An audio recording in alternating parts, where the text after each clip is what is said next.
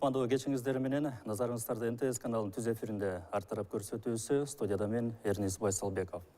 Мына азыр парламенттик шайлоо жана анын айланасында ар кандай саясий окуялар азыр коомчулуктун көңүл чордонунда турган чагы. Бүгүнкү биздин талкуубузда мына ошол шайлоого байланыштуу болмокчу. Мына жакында эле көрүнүктүү адамдар социалдык тармактар аркылуу алдыда боло турчу парламенттик шайлоодо мен баарына каршы добуш берем деп айтканы коомчулук арасында ар кандай талкууларга жем таштап отурат. Бүгүн биз мына ошол демилгенин күнгөй теске жагын талкууламакчыбыз. Анда эмесе бүгүнкү талкууга катышуу тараптарды мен четинен баштап тааныштыра кетсем. Жогорку кеңештин төрагасынын мурдагы орун басары Кубанычбек Исабеков, саясий серепчи Алмаз Тажибаев, саясаттануучу профессор Алмазбек Акматалиев жана төкмө акын Азамат Болгонбаев. Урматтуу телекөрүүчүлөр, берүүбүздүн башында баарыңыздарга бүгүнкү талкуунун негизинде суроо сала кетели. Сиздер кандай ойлойсуздар? Баарына каршы добуш берүү туурабы? Мына ошол суроого ооба же жок деп жооп берүү үчүн сиздер экранда көрүп турган 0554 20 50 60 WhatsApp номер аркылуу өзүңүздөрдүн ой пикириңиздерди билдирсеңиздер болот. Анда эмесе атайын убакытта биздин студияга келгениңиздер үчүн алгач ыраазычылык билдире кетели. Анда эмесе сөз башы мына Азамат мырза сизден баштасак да. Көбүнесе сизди байкоочу кеңештин жыйынынан сырткары маданий иш-чараларда көрүп келебиз. Ал эми мына ушундай олуттуу темада орун алып калганыңыз көпчүлүк телекөрүүчүлөргө да суроо болушу мүмкүн. Бирок сиздин ой бөлүшкөнүңүз баягы өтө бир орчундуу болду да.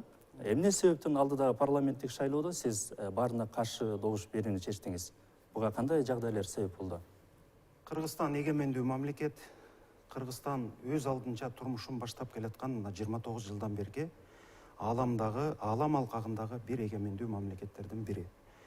Биз кайсыл гана тармактын өкүлү болбойлу, кайсыл гана багытта иш алып барбайлы, каалайбызбы, каалабайбызбы, баардыгыбыздын жолубуз, баардыгыбыздын оюбуз саясий процедураларда биригет жана ошол жерде талкуу жүрөт, талаш тартуу жүрөт. Бүгүнкү талкуудагы ушул шайлоодо баарына каршы добуш берүүнүн алкагында жүрүп жатат деп мына бүгүн студияга чакырып отурасыздар. Мен ойлойм, бүгүнкү долбоордун, бүгүнкү программанын өзүнүн баарына каршы туруу туурабы же туура эмеспи деген суроонун өзүн бир аз ойлонуп көрүшүбүз керек да. Мен ойлойм бул туура деп. Анткени ошол туура болгон үчүн мыйзамдык нормалардын негизинде, мыйзам жагын аксакалдар жогоруда айтып өтөр, мыйзамдык негизде ошол бюллетенге жазылат. Кандай гана шайлоо болбосун, кайсы гана шайлоо болбосун, ошол эркин өзүнүн добушун берүү үчүн баарына каршы деген графа сөзсүз түрдө коюлат. Ошондуктан бул нерсени туура деп эсептейм. Ал эми ошол графага макулдугун берип биздин жарандар добуш береби, бербейби, ал экинчи маселе. Биз 29 жылдан бери Кудай буйрса 7-чи чакырылышка кирип келе жатабыз. Өзгөчө эң акыркы чакырылыш, 6-чы чакырылыш кайсыл гана тарабынан албайлы, бул эл аралык байланыш болобу, илим билим болобу, өздөрүнүн алып жүрүүсү болобу, ошол жерде сүйлөсү болобу, бул эми мыйзам жазгандарын айтпаганда. Бардык тарабынан кемчилиги өтө жогору болду. Мына ошол нерселердин бардыгын эске алып, жеке мен өзүм дагы өнөрпоз катары, албетте биринчиден мамлекеттин жараны катары, бардык кыргызстандыктарды, Кыргыз Республикасынын жарандарын ушул 4-октябрда боло турган шайлоого баарына каршы добуш берүүгө. Бирок сиз буга чейинки шайлоолордо катышып келгенсиз да? Буга чейинки шайлоолордо берип дегендей. Буга чейинки шайлоолордо катышкам, добушумду берген, бирок кайсыл бир деңгээлде үмүттөр пайда боло берет экен да. Мүмкүн мунусунда шайласак жакшы болуп кетер деген. Бирок тилекке каршы өзгөчө ушул жогорку кеңештин табияты, жогорку кеңештин сапаты улам чакырылыш сайын төмөндөп баратканы бул талашсыз далил жана элдин баары көрүп турган факт. Мүмкүн мурда биринчи чакырылыш, экинчи чакырылыш, аларда мүмкүн интернет жок, баягы телерадиону кааласа берет, каалабаса бербейт, мүмкүн ошондой кемчиликтер анда деле кеткен чыгар.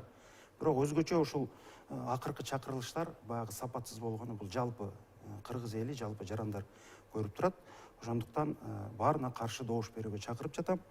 Бир топ өнөр адамдары, бир топ баягы коомдук иштерге, мамлекеттик иштерге кайдыгер эмес дагы өнөр адамдары ушул баарына каршы деген графаны колдоп жатканы сүйүндүрбөй койбойт, жана кыргыз элин мен ошого чакырам.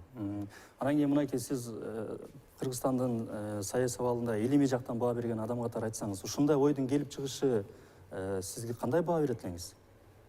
Эми Азамат туура айтып атат да, бул мыйзамдуу жол. муну БШК же болбосо башка бир орган бюллетенден баарына каршы деген жана графаны алып сала албайт, себеби бул мыйзамда жазылып калган. Бул бир. Анан эми себептери көп. Биринчиден бизде тилекке каршы мына партиялык тизме менен шайлоо болуп атканда бир өзгөчөлүк бар. Мен аны өзүмчө ойлонуп жүрүп бир формуласын таап алдым. Шайлоо бар, бирок тандоо жок да. Шайлайбыз, бирок эми түшүнсө болот. Бир списокты карасаң, биринчи 20-лыкта 10 сонун жигиттер жүрөт, кыздар жүрөт. 10 болсо ууру, коррупционер, бандит ушундайлар жүрөт да. Анан ошондой бардык партиялар деле болуп атпайбы? Ошон үчүн тандоо кыйын экинчи себеби деп ойлойм мунун. Анан үчүнчү себеби чынында эле баягы ушунчалык үмүт чоң да элдинчи. Анан кийин баягы списоктарды көрүп, анан мурунку парламенттен мына Азамат айткан деңгээлдеги парламенттен 120-дан 81 демеси кайра шайлоого баратса, анан кийин баягы бири-биринин абийирин ачып коюп атышат, мына соцсеттерде ачыктык, интернет, силердикиндей каналдар, анан бири-бирин ачып, анан тиги ууру болчу, мурун соттолгону бар болчу дегенде эле, анан мындай бир тандай албай турган адам андан көрө баарына каршы болоочу деген баягы психологиялык нерсе болуп атат да. Эми бирок мен баягы илимий кызматкер катары, профессор катары айтарым, тилекке каршы ошол эле мыйзам жагын карасак, тилекке каршы албетте бул баягы мындай резонанс болушу мүмкүн, резонанс болушу мүмкүн. Анан мындай да бул оппозициялык көз карашта. Бул кайдыгерлик эмес, көбү айтып атпайбы кайдыгерлик. Тескерисинче бул мындай активный оппозициялык көз карашта. Себеби кайдыгерлер шайлоого деле барбайт. Мында болсо баары анан каршы болобуз деп атпайбы. Бул активдүү оппозициялык көз караш деп эсептейм да. Бул баягы кансыз революция деп биздин баягы политология теориясында ушундай деп оформлен жүрүшөт да. Бирок Кыргызстандын мыйзамы боюнча тилекке каршы бир айдан кийин кайра шайлоо болуш керек. Анан эң негизгиси ошол эле партиялар, ошол эле талапкерлер кайра катышууга укугу жок деген мыйзамды мен мисалы тапкан жокмун. Кечиресиз, бул боюнча дагы талкуунун жүрүшүндө кененирээк талкуулайбыз, буга да орун беребиз кечиресиз. Анан кийин мынакей агайыбыз айтпадыбы, илимий көз караштан бул оппозициялык дагы ой пикир депчи. Анан сиз көп жылдан бери ошол шайлоо процесстеринде ичтен да сырттан да катышып жүрөсүз. Дагы бир ой туулат. Мисалы үчүн ошол эле шайлоого катыша албай, кандайдыр себептер менен четтеп калган, же болбосо ошол партиянын тизмесине кире албай калган адамдардын ызасынан ушундай демилге чыгып жаткан жокпу? Сиз кандай ойлойсуз? Албетте, бир жагы бул саясий технология деп да айтса болот. Анткени мен канча бир добуш болсо, бул кээ бир партияларга жакшы да. Анткени мен алар баягы өзүнүн оппозиция башка партияларга добушу жок болуп кетет. Анан эгерде ошо жана 7% босогодо же андан биринчи болсо жана жокко чыгарат. Албетте бул конституцияда бекитилген ошо баарына каршы деген бул укугубуз бар. Ар бир шайлоочулардын биздин жарандык өзүбүздүн конституцияда бекитилген укугубуз. Ошон үчүн эгерде эл ошо жана 15-16 партия деп коелучу, ошого кандай бир ынандырбаса, кандай бир ар кайсы себептер менен ал жанагы баарына каршы деп. Мисалы мен өзүм деле мисалы болгон, мен деле баарына каршы деп учурлар болгон да шайлоодочу, ошондой барып өзүм жарандык эмемди каттап баарына каршы деп чыкса болот. Эгерде жана Алмазбек мырза айтып атпайбы, агай ошо жарымысы бирөө жагат, башкалары жакпайт же ушундай көп болуп атат. Анан чачырап кетишкен ар бир партияга кимисине боорун тартарын билбей каласың. Анан бирөө болсо тиги партиядан бул бир партиядан сурайт, анан сага дагы эмес, мага дагы эмес деп баарына каршы депчи. Анан бирок бул саясатка аралаштырганда эгерде азыр мисалы бир партия чыгып калса, оппозиция болуп калса мисалычы, өзүнүн жанагы борбор шайлоо комиссиядан катталбай кандай бир чыгып калса, ошолор келип жанагы баарына каршы деп коюшу мүмкүн. Бир жерден жанагы эми мындай бир жагы ошо шайлоого аттангандардын акчасы күйүп кетет, анан баары эле шайлоо болот да, кайта эле эртең келет да. Бирок баары бир ошондой болсо дагы кичине ошо саясий партиялар бар, сабак катары Демек, бул терең жерде дагы- ойлонуп калышат да, өздөрү анан дагы бир айтып кетейин, ошо аттаган 16 же 15 партиялар өздөрүнүн позициясын ачыш керек. Биз бийлик мененби, мисалы президент мененби, же биз ага каршыбыз оппозиция. Анан келип топтолуш керек да. Бизде андай мындай топтолуп, анан өзүнүн программаларында иш аракеттер болуш керек. Албетте ушу партиялардын программалары тууралуу алда кененирээк токтолобуз. Кечиресиз, сөзүңүздү бөлүп койдум. Урматтуу телекөрүүчүлөр, сиздер Ар тарап программасын көрүүдөсүздөр. Бүгүн биз шайлоого байланыштуу алдыдагы парламенттик шайлоодо баарына каршы добуш берүү тууралуу мына ушул суроонун алкагында талкуу уюштуруп жатабыз. Азыр жарнамалык тыныгуу, андан кийин талкуубузду улантабыз.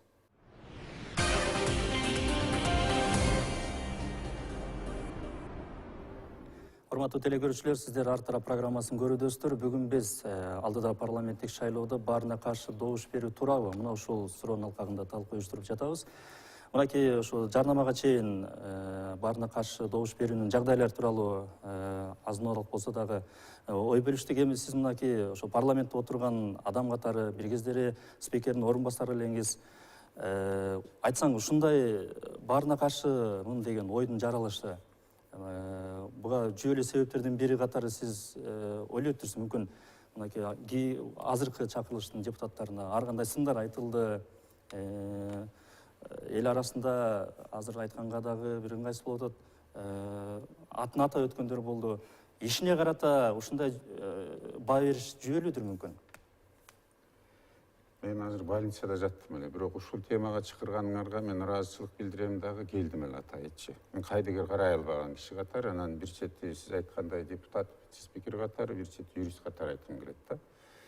Азыр Кыргызстандын жарандарынын ар бири учетко алынып, ар биринен баркы билине турган кез болуп калды. Бир ай жок дегенде. Ошон үчүн биздин ар бир жараныбыз ошонун өзүнүн укугун, конституциялык укугун колдонуп туруп, же макул, же каршы дегенге укугу бар.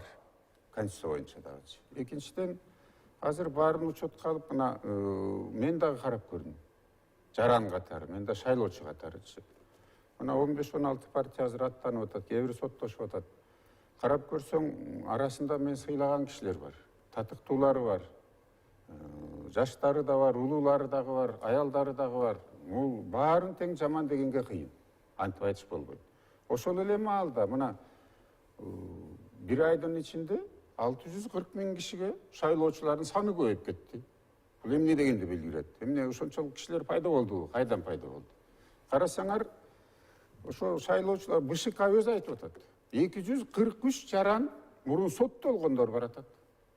55-и бүгүн сотто иши турат, чечим чыга элек соттукучу, приговору чыга элек. Анан кандайча биз ошолорду кайра барсын дейбиз. Өзүңөр айткандай 120 депутаттын 87-си кайра баратат. 87-си. Жумушчунун эмнеге келгенин билбегендер кайра баратат. Анан кандай жылыш болот мамлекетке? Мен дагы ушул ойго келдим, ар ойлондум, бер ойлондум. Мамлекет ушу кыйналып турган кезде ушу кайрада каражат кетпесин шайлоого деп ойлондум. Бирок азыркы тарапта азыр бир такси менен келатсам, таксист айтып атат. Кандай күч колдонулуп атканы, ресурс колдонулуп атканы тилер. Биз да каршы болот элек. Элдин бир тобу азыр баарына каршы деген добуш берген. Ал конституциялык укугу ар бир жарандан. Бюллетенде да жазылып турат ошол жердечи. Сөзсүз жазылышы керек баарына каршы дегенде. Адам өзүнүн укугунан пайдаланып туруп, баарына каршы кылганга дагы акысы бар. Аны киши деген, ал кишини оппозиция деген туура эмес. Ал киши 15 эле партияга оппозиция болот, бийлик эмес. Ошо азыркы аттанып бараткан адамдардын, партиялардын курамы дагы ошо адамдардын ушундай ойду карманганына себеп болот деп ойлойсуз? Бирден бир себеби ошол. Экинчиден, мына азыркы өзгөчө пандемиядан кийин эми баарыбызга белгилүү, депутаттардын баары баса беришти. Отпускнойун алып, премиальный алып, командировочныйын, лечебныйын баарын алып турупчу, гезиттерге да чыгып жүрүп 500 000га чейин алып кетишти депчи. Андан кийин жаңы эле башталды эле, төрага кайра таратып ийди, демилге көтөрүп турупчу. Иштеш керек эле да. 3 айдан бери азыр дагы ошол эмне үчүн багып атабыз. Анан ушуну көргөндө элдин да зээни кейип атат да, кыйналып атат да. Анан барсак ушул жерден оңдойбуз деген аракеттер дагы бар. Бирок мен да бүгүндөн баштап, бүгүн эле эмес, бир жумадан бери ар ойлонуп жаттым дагы. Мен дагы ушуга чакырат элем. Баарына каршы добуш бериш керек депчи. Себеби булар закон боюнча кайра качканга акысы болбойт. Кайра келсе дагы бети түгөнөт. бир топтору Отунбаев айтканда обезжирить этилип калат, акчаларынын бир тобу кетет. Азыр акча көбөйүнө баштады. Мына алып келип туруп 2 миң сомдон берип атпайбы? Мугалимдерди алып келип, мына 2 миң сом сен ушуга добуш бересиң. Бирок кечиресиз, ошентип эгер ушул демилге көпчүлүк тарабынан колдоо табып, баарына каршы ушундай бир шайлоонун жыйынтыгына таасир бере ала турган болсо, демек мындан кийин партиялар үчүн шайлоочулардын добуш алуу баалуулуктары өзгөрүшү мүмкүнбү? Бул жерде мен мындай баалуулуктар деп баягы ошол эле айтылып, бирок аягына расмий түрдө чыкпаган добуш сатып алуу, көрнөк жарнактар, жана башка эл көрсүн жардамдар, мына ушул сыяктуу баалуулуктар өзгөрүшү мүмкүнбү? Сиз кандай ойлойсуз? Эми мындай да жарнактар, эл көрсүн иш дегенден мына биз айтып аткан нерселердин баары жалгыз эле биздин мамлекетте эмес. Мындай бутуна туруп келаткан демократияны тандаган мамлекеттердин көбүнчөсүнө эле ушундай тилекке каршы. Анан эми мунун жанагы баарына каршы деген албетте мен башында эле айтпадым, бул укук, бул мыйзамдуу нерсе, эң негизгиси. Азыр эми бир күч чыгып, мисалы, мына азаматтар уже бир топ чыгармачыл адамдар чыгып атат деп атпайбы? Ошолор дагы бир мындай бир борбор болуп берсе, бул графа утуп кетүүгө дагы мындай мүмкүнчүлүк бар да, мындай теориялык жактан алганда дагы. Мына акыркы илимий изилдөө бир IRI деген институт өткөргөн экен. Кечээ эле менин колума тийди. А жерде кызык цифрлар жүрөт. Бүгүн мына 1 ай мурун, 2 ай мурун августта жарыялашты. Шайлоого 2 ай калганда уже 15% шайлоочулар теорияда биз баарына каршы болобуз деген пикирди айтып атышат. 40%ке жакыны аныктай элекмин деген позицияда турат да. Алар дагы потенциально бияка же тияка болуп кетиши мүмкүн да. Анан кийин эми азыр кээ бир партиялар боюнча дагы мындай талаштар болуп атат. Алар кирбей калса дагы алардын электораты каяка кетет. Туурабы? Ушул сыяктуу нерселер мындай болуп кетиши да ыктымал да менин оюмча. Бирок албетте сиз айткан суроого эми баалуулуктарга партиялардын тактикасы, технологиясы баягы эле ойдон калат. Себеби Кыргызстанда башка технология жок. Алдаш керек, обещать этиш керек, колдон келсе таратыш керек, башка мындай ынанымдуу технология жок да. Маселе элде сабак болобу дегеним да. Албетте сабак болуш керек, бирок маселе элде да болуп атпайбы? Туурабы? Ошол баягы подкуп деп атабыз, башка нерсе эми баягы алам деген кишиге берет да. Туурабы? Баягы базарда сатарман менен аларман жолуккандай эле болуп атат да. Ошон үчүн албетте эгер ошондой болуп кетсе, менин оюмча мындай чоң бир мындай чоң нерсе болот эле да. Кыргызстандын эгемендүүлүк тарыхында мен жаңылышым мүмкүн, бирок 2005-жылы Кочкор бир мандаттуу округунда ошол баарына каршы деген графа биринчи жолу жеңген, мен билгенде. Ошондо 5-6 Турдак Кунусубалиевич баш болуп, Акылбек Жапаров ушу сыяктуу кишилер чыгып, ошондо аз эсимде жок, 75-80% баарына каршы деген добуш берген. Ал округда анан шайлоо болбой калды деген чечим кабыл алган. Ошон үчүн эгер андай болуп кетсе, бул терс дагы таасири бар албетте, мүмкүн оң таасири да болуп кетиши мүмкүн. Себеби бирок ошол эле өкмөт кайра шайлоо өткөрүш үчүн мына ушундай кыйын кезеңде кошумча каражат кетет. Сөзсүз кошумча каражат кетет. Эми конечно азыр 800 миллион деп атат. Эми точно канча кетери белгисиз да. Эми албетте 1 айдан кийин эле кайра болсо мындай бат болот да. Анан анча акча кетпейт, бирок баары бир бюджеттен акча кетет. Аны да ойлонушубуз керек. Анан эң негизгиси мына Кубаныч мырза айтып атпайбы, мурунку партиялар катыша албайт деп. Мен баягы саясаттануучу катары мыйзамдарды касып көрдүм, мындай так ачык жазылган бул тизме, же болбосо бул партия катыша албайт деген эч жерде жок экен. Мүмкүн мен жаңылышып атам. Маселе ошондо да, баарын жыктык дейли. Партиялар тууралуу бардык катышат деген мыйзамда көрсөтүлгөн. Анан не состоявшийся дегенден кийин анан последствиясы болуш керек да, эмне? Мен эч жерден таба алган жокмун. Мисалы партия кирбейт деп коелу, партиялардын аттары жүрөт. Анда мисалы Кубан экөөбүздөй ал тарапкер азыр бул шайлоого катышпаган бир партияны таап туруп ага деле кирип алабыз. Туура мындай теоретический мүмкүнчүлүк бар да. Ушул жагы ачык да эми. Мен мисалы муну мындай күчтүү юристтерден сураш керек. Албетте бул боюнча дагы кененирээк улантабыз. Бизде жарнамалык тынуу бар экен, андан кийин көрсөтүүбүздү улантабыз. Мынакей Кубанычбек, айтсаңыз, ошо парламентте отурганда ар кандай мыйзам долбоорлору каралды, көпчүлүк учурда ошол жерде добуш берүүдө депутаттар активдүү катышат, сындар айтылат, эми гана жыйынтык чыгарарда ошол эле талаштуу маселелер боюнча бийликтин сунуштарын колдоп койгон учурлар болду. Мына ушул жаатында дагы көпчүлүк шайлоочулардын кыжырын келтирген жагдайлар болду да. Анан ушул парламенттин иш алып барууда нааразычылыгы дагы ушундай ойго себеп болгон жокпу?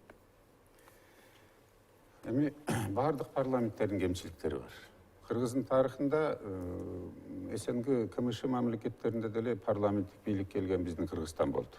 Биринчичи. Эми азыр баарына каршы добуш берсе деле эчтеке болбойт анданчы. Дагы бир 10 миллион, 15 миллиондой доллар дагы чыгым болот экен да.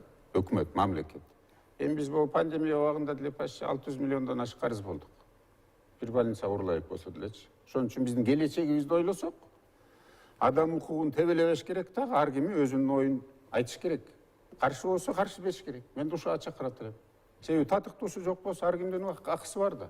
А эмнеге биз көздү жумуп эле кирели кечке? Себеби 10 миллиондон чыгым болот экенбиз деп туруп, кайра дагы 5 жыл эмне окат кылабыз? Бирок ошондо кайра эле шайлоо өткөрөлү дейли. Бирок ошол эле депутаттар азыр баарыбыз билебиз, бир партиядан экинчи партияга өтүп атат. Бүгүн бирөө менен келишим кол коюп, бирик болуп, кайра башкага кошулуп атат дегенде, жаңы башка партияларда составтар өзгөрүп кетип, кайра эле ошолор шайлоого аттанса эл билип калат да кимдин ким экенин. Эл билген үчүн азыркы могу кийинки 6-чакырылышты көрүп алып туруп иренжип атат да.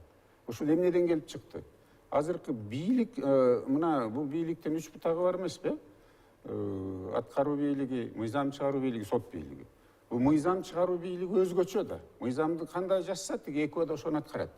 Демек, өзүлөрү татыксыз болуп аткандан кийин кимди айта алабыз андан кийинчи? Ошон үчүн бул жерде мен айтар элем, да биздин убакта деле президент тиги сын пикир айтчу, ошол эле маалда түртчү закондордун кээ бирлеринчи.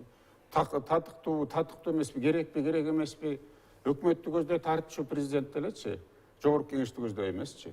Бирок кээ бирлерибиз каршы эле калып койчубуз. Ветасын преодолевать этип койчубуз. Мисалы, жанагы 7 баланы төрөгөндөр баатыр эне болсун дегенде президент каршы чыккан, өкмөт каршы чыккан. А биз 75 депутат, ошол жерден 63 депутат добуш берди, дагы күчкө менен алып койгонбуз. Андан эчтеке болбойт. Ошондой болуш керек. А болбосо хоп майли парламентти биз көрбөдүкпү мына, эмне жыйынтык чыкты эмичи. Жазып бергенде окуй албай отурушса, мыйзам чыгаруу дегенди билбесе такырчы эчтекеничи. Анан эмнеге келдик анда ошол жерге? Эмне келгенин билбей отурсачы.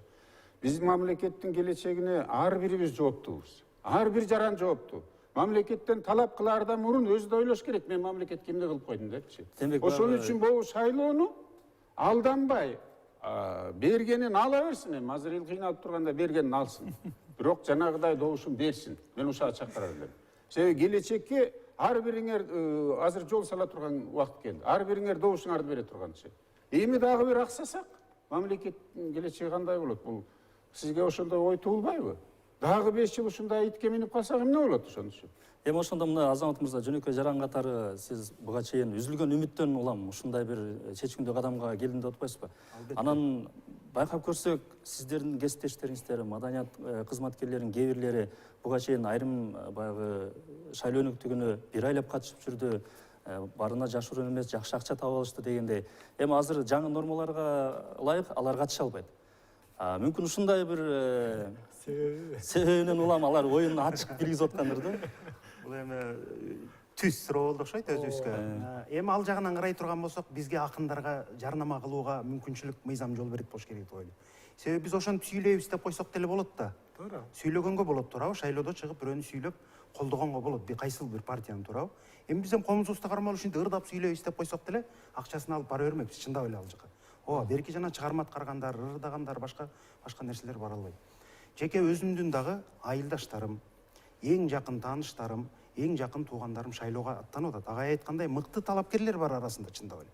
Бирок шайлоочунун акыйкаты, ар бир кыргыз жаранынын акыйкаты ошол жакынынан, тууганынан, айылдашынан бийик болуш керек. Мен Алмаз агайдын көп сөзүнө кошулам, бирок бир сөзүнө кошулбайм, жана каржылык тарабы боюнча. Ооба, биз каржылык кайсыл бир кыйынчылыкка учурайбыз.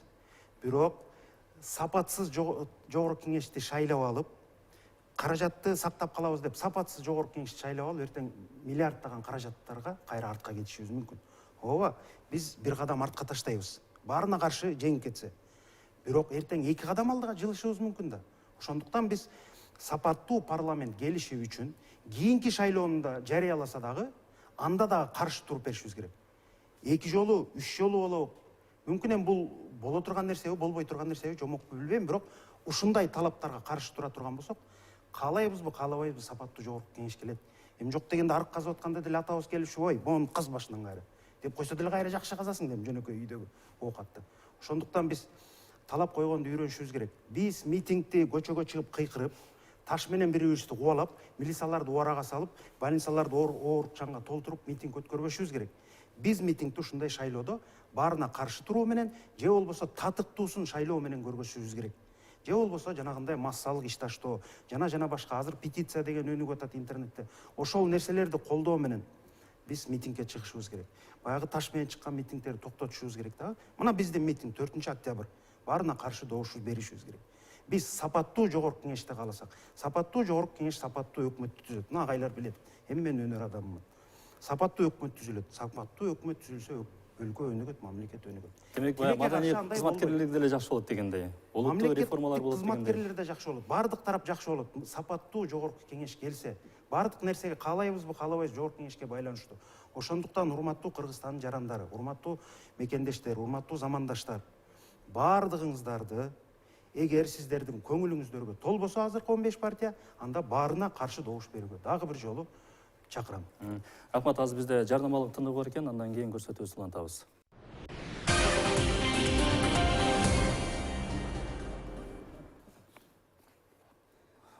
Урматтуу телекөрүүчүлөр, сиздер ар тарап көрсөтүүбүздүн көрүүдүсүздөр. Бүгүн биз алдыда парламенттик шайлоого байланыштуу парламенттик шайлоодо баарына каршы добуш берүү туурабы мына ушул суроонун алкагында талкуу уюштуруп жатабыз.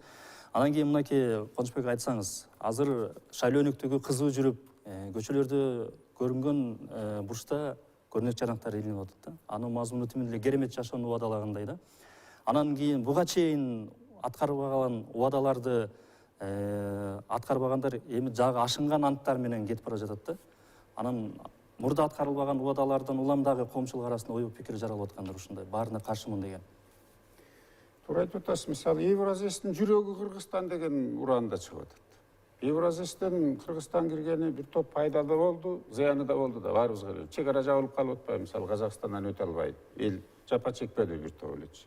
Анан географиялык жактан деле жүрөк эмес, ортосу эмес. Эми Белоруссия кайда, Россия кайда, Армения кайда, Казакстан кайда, Кыргызстан чет жагындабыз. Түштүк Азия жагынан чет жагында болот. Анан мындай жарнактар көп. Мурундагы жанагы мисалы Баткен облусуна 400 ишкана ачабыз деген дагы убадалар бар болчу. Азыр 800гө чыгарыптыр. Сүйүнчүнү баланча беребиз деди эле, аны 10 эсе көтөрүшүптүр. Кайсы сүйүнчүнү бала төрөлгөндө ким берди эле? Кандай? Ошон үчүн элди айтар элем, мен алданбай, азырчы эми өзүнүн укугун пайдалана турган маал келди. Жарнактардын баары акча турат азырчы. Мен дагы бир жолу айтайын, Алмаз мырзага кошулам да, баягы каражат кетет дегенгечи. Бирок биз келечегибизге балта чаап коебуз. Ошол $10 миллион азыр үнөмдөп калалык окуйду шайлоодон депчи. Анда биз кайра эле ошол жанагы мисалы 55 киши соттолуп атып, түрмөдөн кутулуш үчүн келатат азыр жогорку кеңешкечи. Биз ошолорго добуш берелиби? Кандай деп ойлойсуңар ошо? 243 киши соттолуп 10 кишилер кайра келатат ошол жергечи эмчи. Анан 87си бүгүнкү эл ирейин житип турган бийликте 120сынын 4төн 3 бөлүгү келе атпайбы кайрачы? Эми ошого кандай добуш беребиз, ойлоп көрсөңөр? Эми макул, эми алданды, бирок бүгүн бергени эртең жок болот да. Бүгүн берген эти эртең жок болот да. Акчасы дагы ашып кетсе бир жума тамак алар.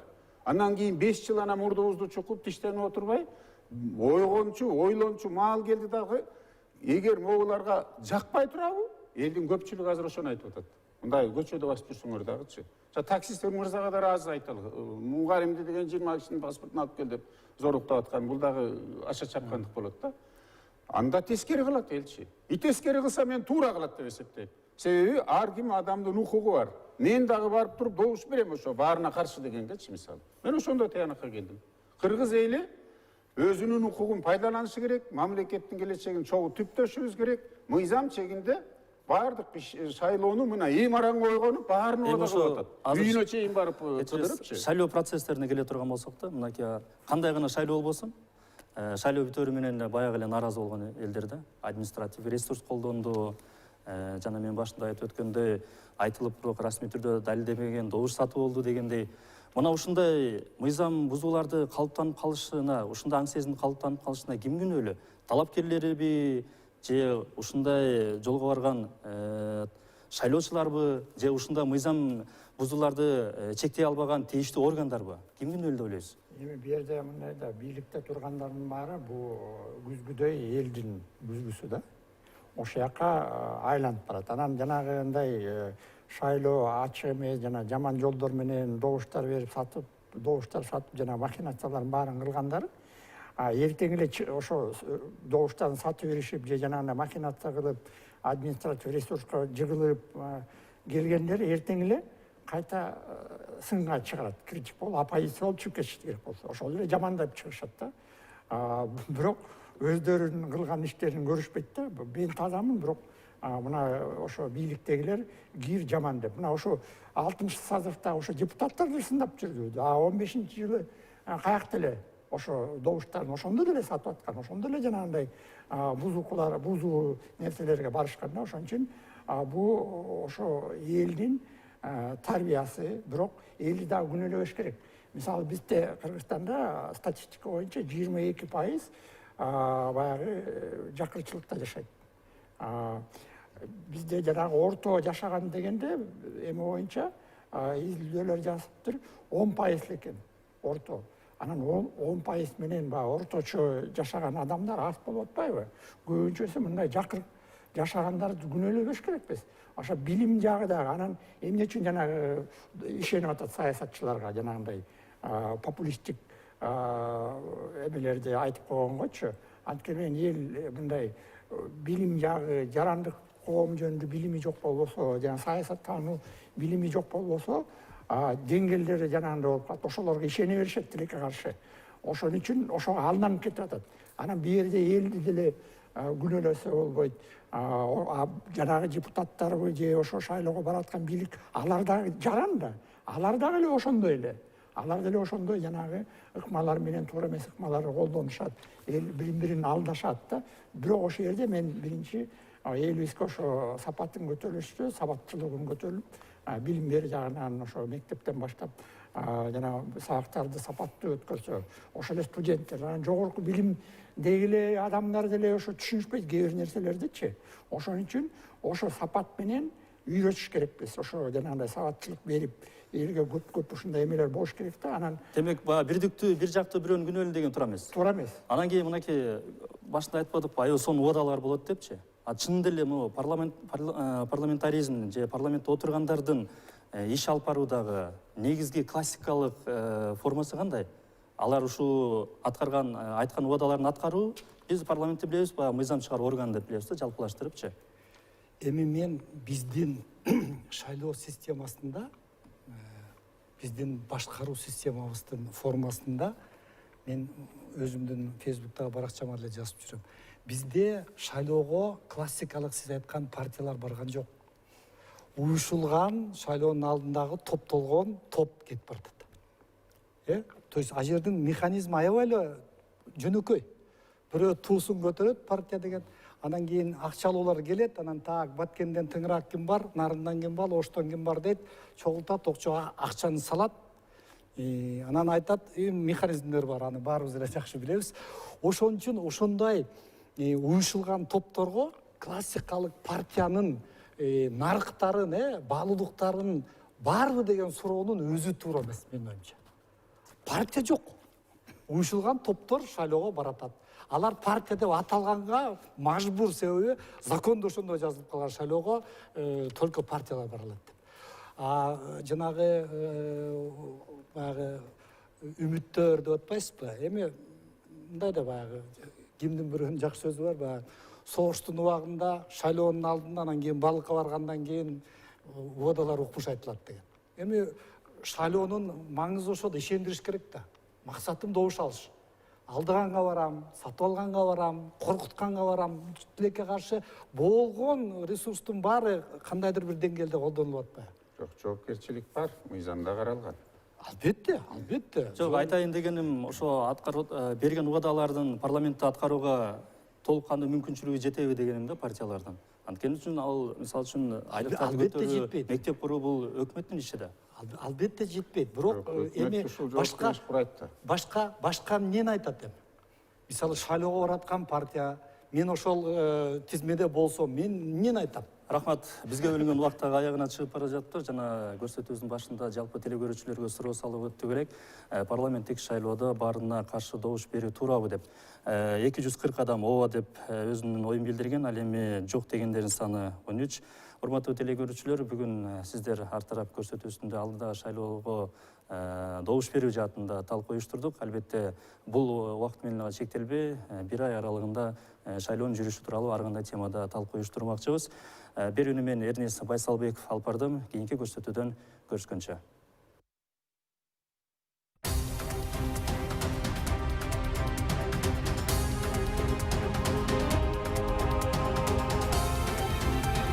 Ооба.